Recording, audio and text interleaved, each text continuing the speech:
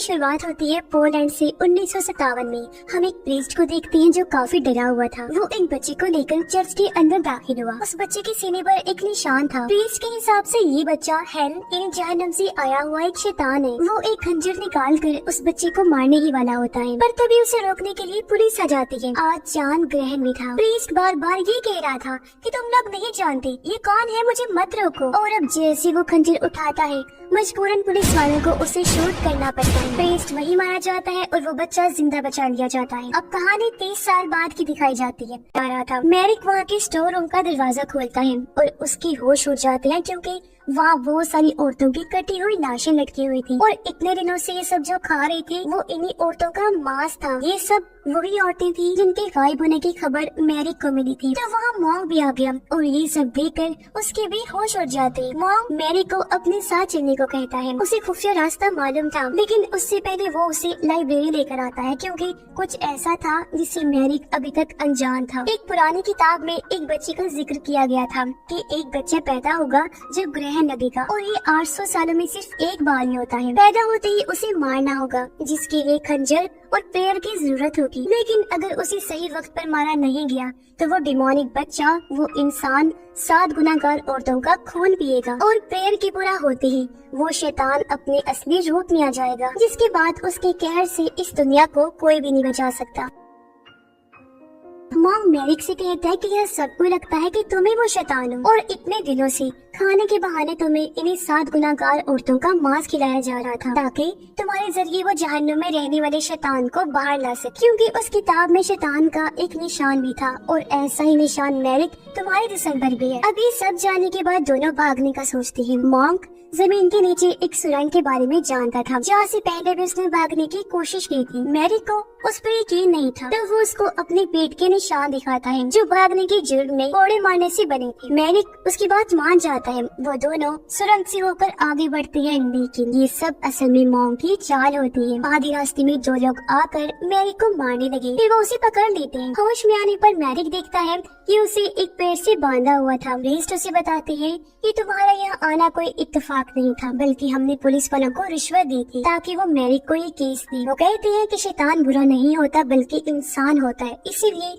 सजा तो मिली। वो एक कुएं की तरफ इशारा करते हुए कहता है कि ये सीधा जहन्नुम की तरफ जाता है, इसीलिए हमने अपना चर्च भी यहाँ बनाया। 800 साल से हमने तुम्हारा इंतजार किया। रियलिटी पूरा होते ही हेल का राजा यानी जहन्नुम का वो शैतान तुम्हारे जिस्म में दाखिल होगा और फिर इस दुनिया की शक्ल बदल जाएगी। वो इस दुनिया पर राज करेगा। यानी कि ये लोग दरअसल गॉड को नहीं बल्कि शैतान को मानने वाले थे, क्योंकि वो कहते हैं कि उसके बाद हम शैतान के गुलाम बन जाएंगे। थोड़ी देर बाद ये लोग उस बेकसूर लड़की को लाकर उसका गला काट देते हैं, क्योंकि उसका खून मैरिक को जो पीना था वो सब भी उसका खून एक एक करके पीने लगते हैं। उसके बाद प्रीस्ट मैरिक को उसका खून जबरदस्ती पिला देता है। मैरिक मरना नहीं चाहता था, लेकिन फिर ये सब मिलकर शैतान को बुलाने का मंत्र पढ़ने लगते हैं। पर बहुत देर तक मंत्र पढ़ने के बाद भी वहाँ कुछ नहीं होता। ये देखकर मैरिक उन पर हंसने लगा, क्योंकि वो एक पुरानी किताब पर यकीन कर बैठी थी। किसी को भी समझ नहीं आता कि ऐसा क्यों हो रहा है। वो सब मायूस हो गई। मॉन्क सबसे कहता है कि शायद ये हमारी गलतफहमी थी, हम सब जल्दी ये भूल जाएंगे क्योंकि हमारे इरादे नेक थे। लेकिन अभी ये डर था कि कहीं ये लोग मैरिक की वजह से फंस ना जाए,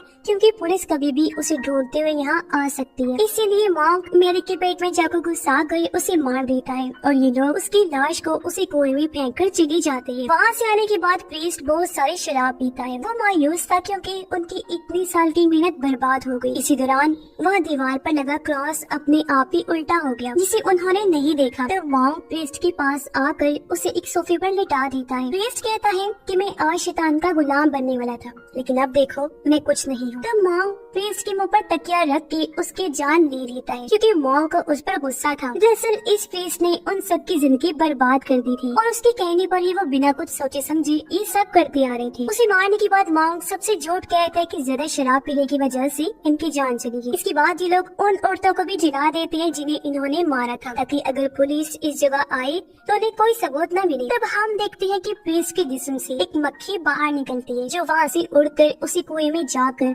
मैरी की लाश में चली जाती है और तभी मैरिक जिंदा हो जाता है। धीरे धीरे उसका जिस्म किसी और चीज में बदलने लगा जो और कोई नहीं बल्कि शैतान था और अपने असली रूप में आ रहा था। इस बीच सभी लोग प्रिंस के लिए प्रेयर कर रहे थे। तभी हम देखते हैं कि मॉन्क का जिस्म धीरे धीरे हवा में उड़ने लगा और फिर उसका जिस्म पूरी तरह से मक्खियों में बदलकर गायब हो जाता है। तभी उस सुरंग से एक खौफनाक चीज बाहर आती हुई दिखाई देती है और ये और कोई नहीं बल्कि वही शैतान था जिसे लोग बुलाने की कोशिश कर रहे थे। वो मैरी के जिस्म में समा गया था और फिर अपने असली रूप में आ गया। अब बाकी लोगों के जिस्म भी एक एक करके उल्टे लटक जाते हैं और उनकी भी खौफनाक मौत हो जाती है। अब चर्च में जो भी चीज जिंदा थी वो मरने लगी और जो चीज मुर्दा थी मुरझाई हुई थी उसमें एक नई जान आ गई थी। अब जब वो शैतान जीसस के स्टैचू के सामने आया तो स्टैचू का चेहरा भी उसकी तरफ मुड़ जाता है। चर्च के बाहर सब कुछ उल्टा था और आसमान से वही काला लिक्विड चर्च के ऊपर रहने लगता है। असल में ये जहन्नम का दरवाजा था जो अब खुल चुका था और वो चर्च को